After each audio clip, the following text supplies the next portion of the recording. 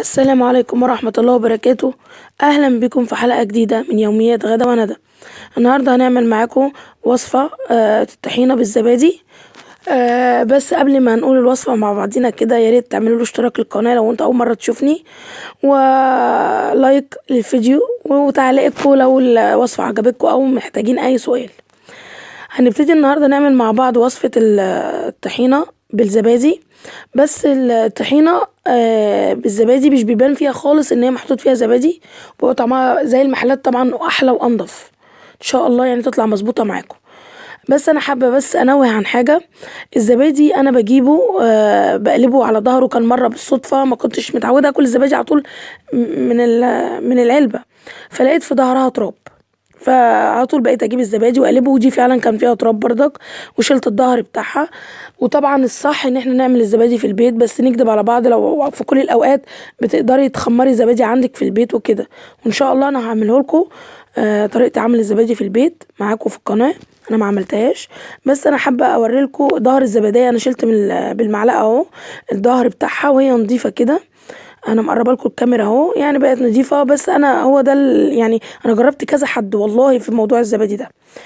المهم نبتدي بقى نعمل وصفتنا. هنحط معلقتين او 3 معالق طحينه خام. تمام. طبعا انا بحط لكم اهو المعالق، بس زي ما قلت لكم خدوا بالكم من موضوع التراب اللي في الزبادي ده. تمام. والاصح ان احنا نعمله في البيت يعني.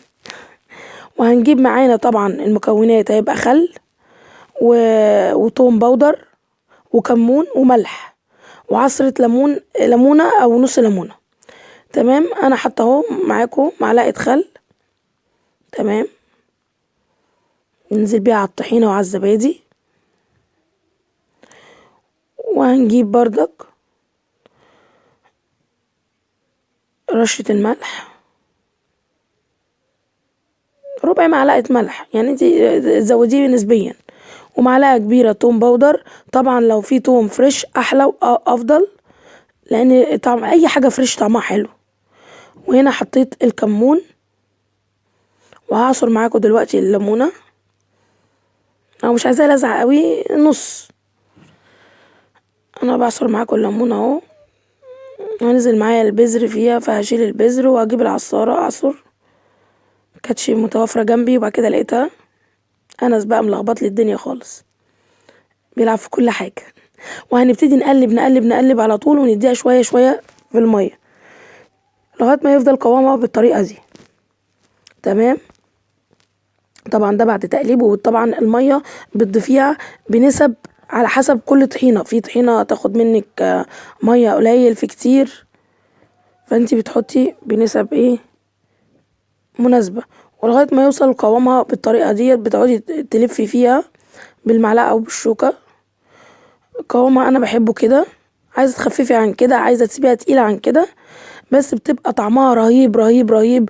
دي بالذات مع شاورمة الفراخ، بتدي الزبادي بيدي تيست رائع. وطبعا الزبادي طبعا شاورمة الزبادي، شاورمة سوري الفراخ، بيبقى الزبادي ده مستحب ليها وجميل جدا يعني. تمام.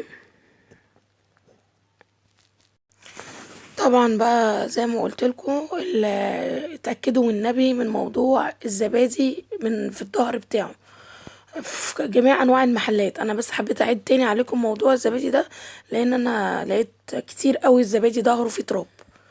بنبقى نسب مختلفة من محل لمحل، بس ربنا يستر علينا وعليكم. تمام. وطبعا قوام زي ما قلت لكم قوام الطحينة اهو. تمام. واللي انا اقصده بتبقى التيست بتاعها تحفة مع فتة الشاورما بتاعت الفراخ، مش شاورمة الفراخ بس. ده اللي انا اقصده يعني. تمام. طبعا انا كل شويه التليفون بيفصل لحد يرن، عملت وضع طيران وريحت نفسي. اهي قوامها كده بقى الشكل النهائي للطحينه بتاعتنا. يا رب تكون الطريقه بتاعتي والوصفه بتاعتي عجبتكم. والله جربوها مش هتندموا، وهترمي معاكم كميه كمان زي المحلات بالظبط. وطبعا اطعم، ومستحيل المحلات هيحط لك زبادي. طبعا زي المحلات بالظبط وطبعا مش هيحط لك طبعا زبادي وكده. انا بتكلم نفس تيست الطعم، بس صحيه ومفيده وبترمي معاكي كميه يعني، وتفيد لو كان الاطفال كلوا منها مفيده. وطبعا بقى عايزه تحطي شطه لو عايزاها حراقه شويه، انا حطيت بابريكا كده خفيفه، رشه وبابريكا مش حراقه. تمام، يا رب يكون بقى عجبتكم وصفه النهارده، واشوفكم على خير. باي باي.